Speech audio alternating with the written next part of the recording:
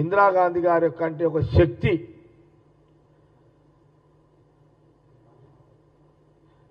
కాళీ మాత అంటే ఇది ప్రజలు ఆ రోజులలో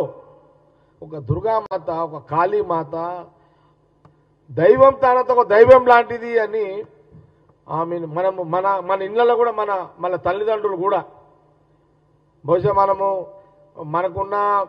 ఇప్పుడున్న రకరకాలుగా ఉండవచ్చు కానీ ఆ రోజులలో మన పెద్దలు మన తల్లిదండ్రులు కూడా అదే అటల్ బిహారీ వాజ్పేయి ఒక రాజకీయాలకు అతీతంగా పార్లమెంట్లో పొగిడిండు ఇందిరాజీ ఒక దుర్గా మాత దిక్రీ హై అని చెప్పి ఆ రోజు అటల్ బిహారీ వాజ్పేయి గారు అన్నారు ఆ రోజున. అంటే అట్లనే యావత్ భారతదేశంలో యుద్ధం కంటే ముందు కూడా ఇందిరాగాంధీ గారు అంటే ఒక మహాశక్తి దుర్గమ్మ తల్లి అవతారము అనే ఒక భావన